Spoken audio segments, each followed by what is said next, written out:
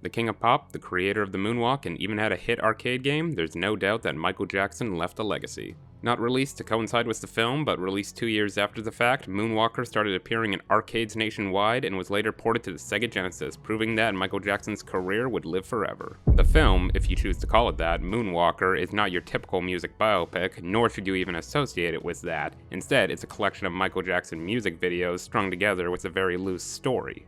Its mind-numbing and redundant plot mixed with satisfying music videos very much coincides with its 2D and 3D platformers, having nothing short of just simple move right and kill everything in sight. It may be boring, but it can also be extremely satisfying.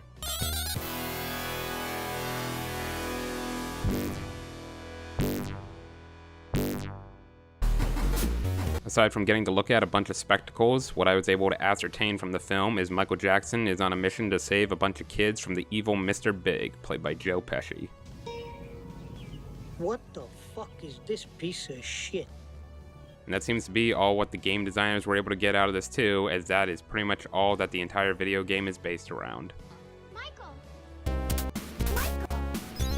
It's so basic, in fact, the game had to take several liberties when it came to coming up with stages, even including the iconic Thriller location of the cemetery, which isn't present at all in the film. Despite playing a crucial role in the video game helping you locate the boss, Bubbles only appears for a brief cameo at the very end of the film.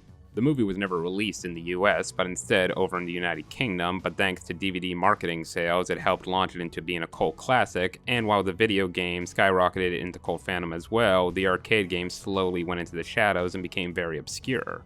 Turning some of the most iconic songs from the 80s into an 8-bit remix may seem head-shaking, but Jackson himself worked alongside with the video game developers and gave his approval, the same of which can't be said for his music he did for Sonic 3. Which he requested his name to be detached from the game altogether. Being a huge proponent of video games and even having his own private arcade at Neverland Mansion, Jackson himself never went on credit saying how much he enjoyed the game, but he was very much favorable in the game's creation and knew that it would have serious promise. Since the game came out several years after the film, it wasn't necessarily made to promote something else, but rather to promote someone else, and regardless of what you think of the game and Michael Jackson himself, there's no doubt that the music is nothing short of memorable.